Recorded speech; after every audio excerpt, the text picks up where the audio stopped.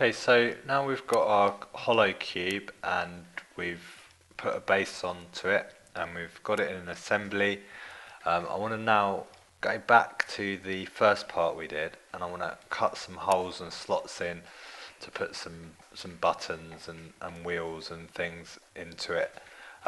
So I'm going to, first of all, I'm going to right click on the cube part because that I want to edit it and select activate.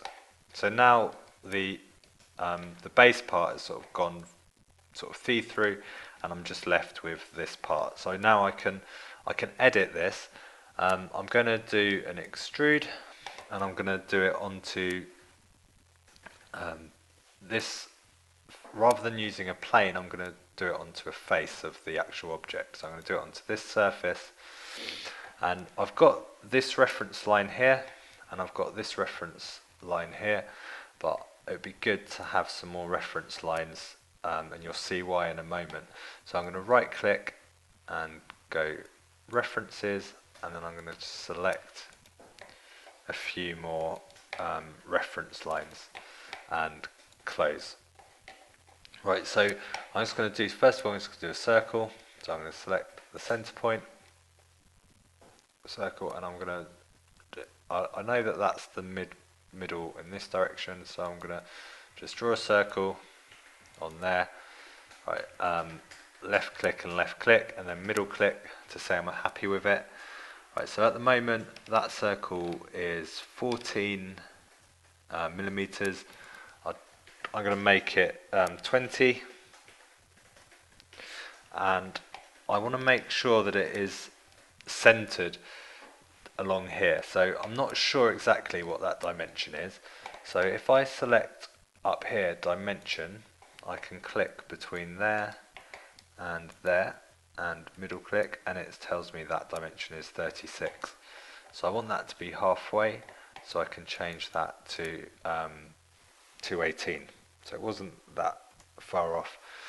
Okay, and then I can tick, and now I can drag this down and through, and when I do that, it should normally default to removing material. Yeah, if it hasn't for whatever reason and it's done that, extruded that into it, then you just need to click on this remove material button, and that will create another hole in our cube. So I'm going to tick that. Right, I'm going to go on to another face, and on this face I'm going to do another extrude,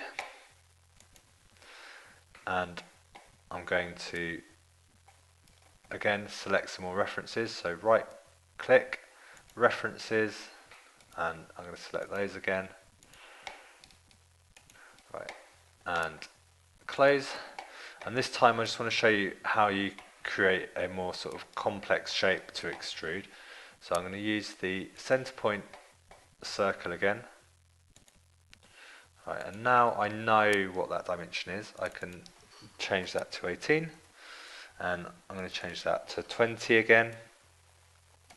But this time I'm going to draw in another circle from here, so it sort of creates a sort of crescent shape. Like that.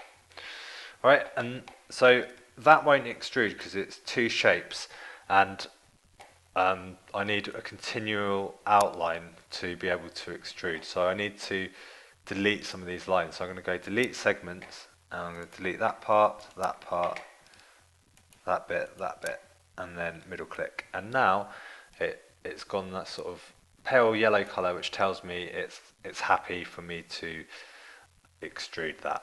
So I'm going to click OK, and again I'm going to drag that through and cut out a shape there. Okay, I'm going to tick that, and I'm going to save that,